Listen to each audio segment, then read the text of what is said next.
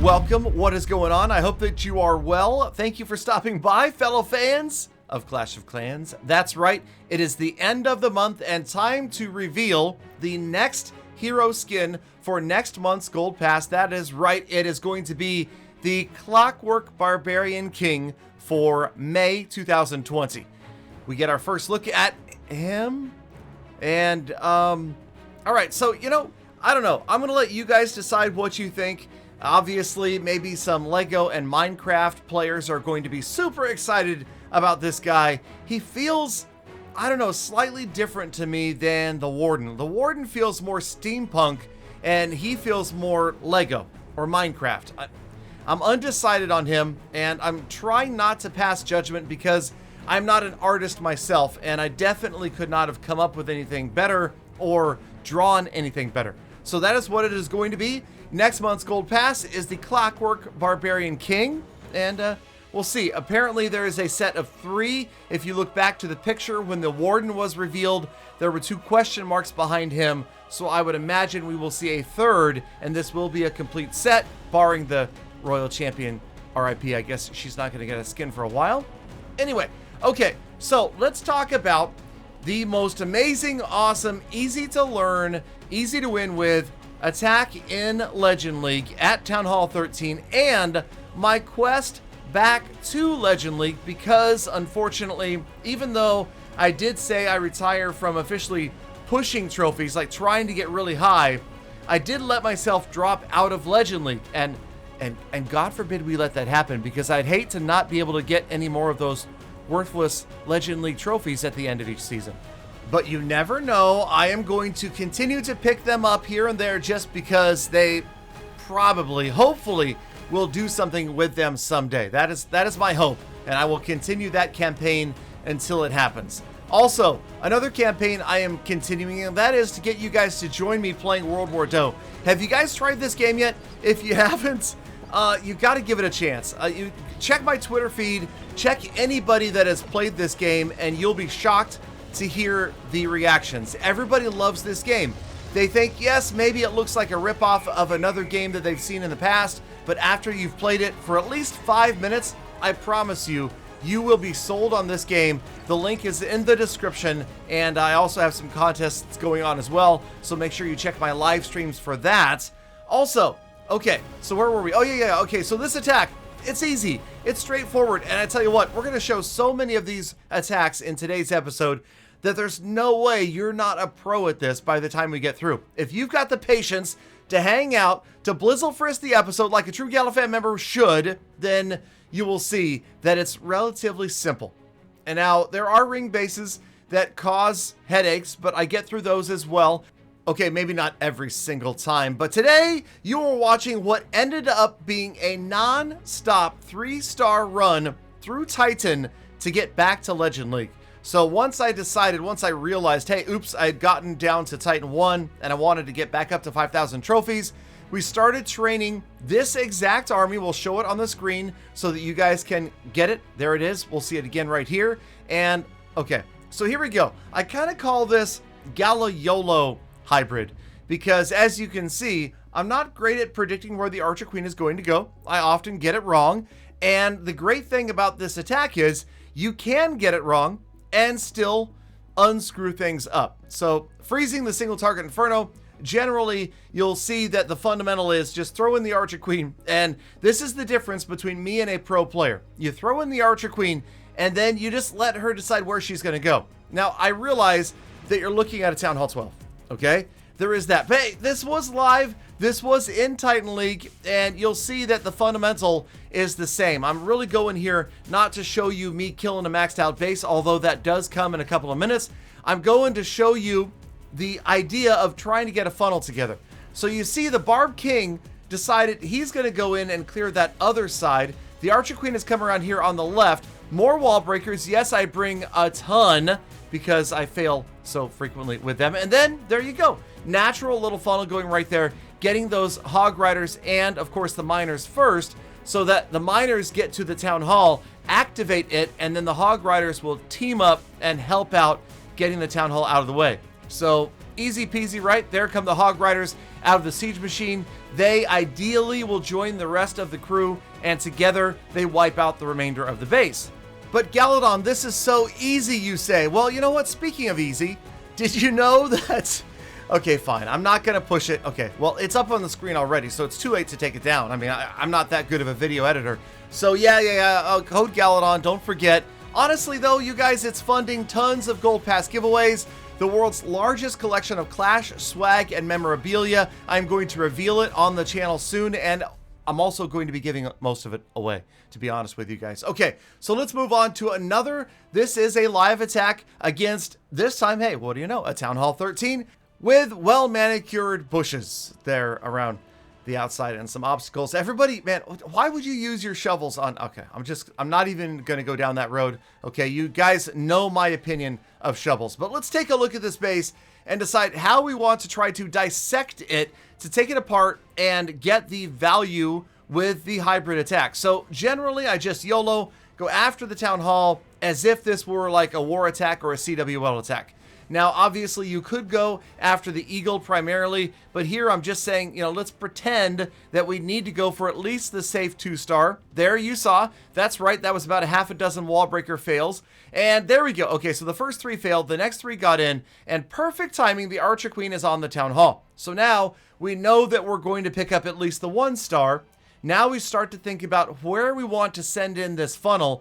And it depends upon which way the Queen goes, not counting on our skill to determine where the Queen Walk goes. We let her make the decision, and then after she does, then you formulate the rest of your attack. She's going right. Okay, well then let's go ahead and create a funnel between the 3 o'clock and 6 o'clock sides right there. We'll get the Barb King down and the Siege Machine up around 3 o'clock, and that is going to create that pathway for everybody else to roll in after the core and the remainder of the base. As long as the Archer Queen gets some good value, she does right here. She's going to get that Inferno Tower out of the way. Good freeze, if I do say so myself. Now she's going to get another Inferno Tower out of the way, and suddenly not a lot of opposition for the remainder of the troops. And then the exact opposite of what I said, on the 9 o'clock side of the base, in comes the King and the Siege Machine. And, well, it could have been done either way. You see, because it is kind of a symmetrical base, we could have gone either way with this. We could have come in from the right-hand side. Here we come in from the left-hand side. Try to get everybody in right here. And also, I'm hoping to keep my Archer Queen alive. So once I've exhausted all of the rage spells, the idea is that the miners, the Hog Riders, everybody else is going to roll in and help take some of that pressure off the Archer Queen. She'll roll around and continue to get great value, helping out. But again, they're now protecting her instead of a rage spell to keep the healers healing her. Now they pull some of those defenses off of her and go to work. Now again, not a maxed out base. Maybe, just maybe, there were a couple of defenses that were being upgraded, but that's the beauty of Titan, okay? And that is the greatest place you could be if you want to practice Town Hall 13 War CWL is Titan League. You know, because you have an unlimited number of attacks, and you're not going to see the toughest bases. You know, think of it as being in the batter's box. The warm-up, what's that thing called? The on-deck circle. See, God, they cancel sports, and I can't even think of what that thing is called. Think of being on deck when you're going to be up next to bat. You're just getting warmed up, and that's what you do in Titan League before you go to war. Now, this is the fully maxed out base. That was the final base I needed to 3-star in order to hit exactly 5,000 trophies. I was at 4,975 trophies. This is a 25 trophy offer. I really wanted to hit exactly 5,000. So here we go. And again, not my favorite of bases to see this whole isolated ring, anti 2-star, whatever you want to call it. And then the Archer Queen on the outside, that kind of helped out. The scatter shot down early, that also helped out. So maybe some fundamental base design mistakes right here as we easily wipe out and grab some huge value on this left corner of the base. Again,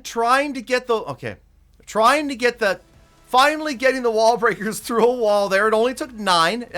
Are you still asking yourself why Galadon brings 12 wall breakers to a raid? Not anymore, are you? I didn't think so. Okay, so yes. Now as the Archer Queen has kind of YOLO'd her way in, we're just, again, I didn't have a true plan of attack, just kind of looking at this going, okay, do I want to come in from here, over there? What's the queen going to do? Well, let's wait and see what the queen does first, and then we will plan accordingly. And sure enough, a couple of free spells later, she is going to get in there, and it was a close call, but she does get in, and just barely right here takes out that single target Inferno. And now we can kind of see a funnel developing. Again, over 25% of this base is gone. So the choice was, again, drop them at the top like this, the Siege Barracks and the King, or at 3 o'clock. You could see there were 2 potential funnel spots there. Then in comes everybody else, because I kind of at this point realized I had waited maybe a little bit too long to start the remainder of the attack. And then the 2 heal spells come down to what?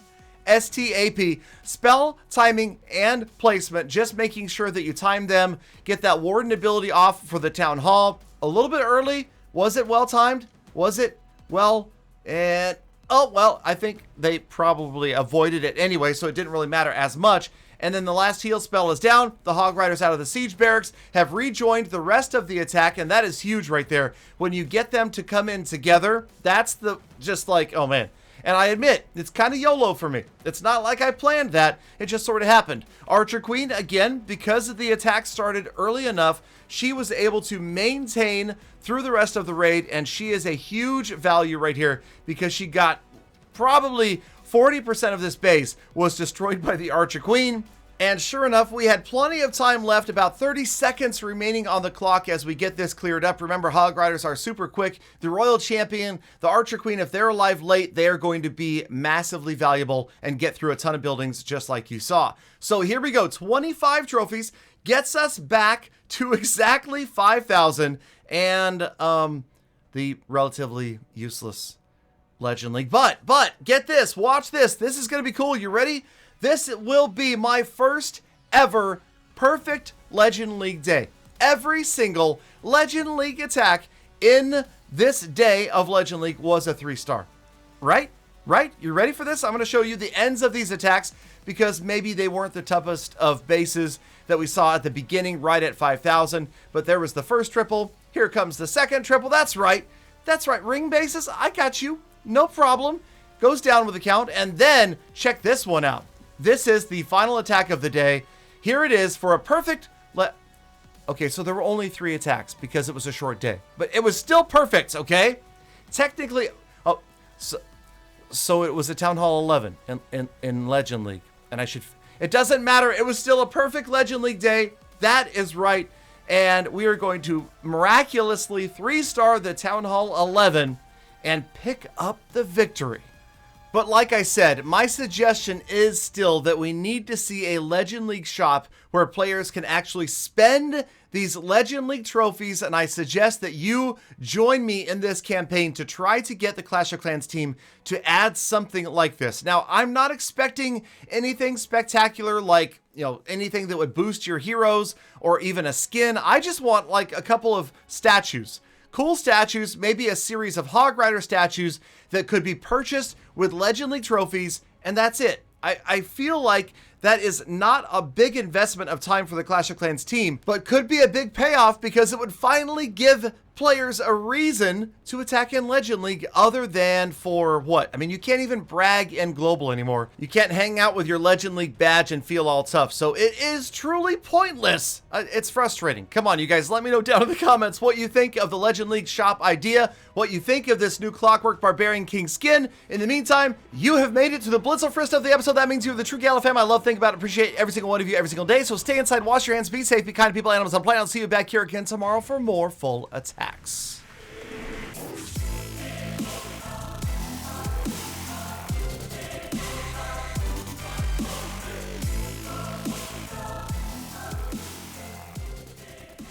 Galadon!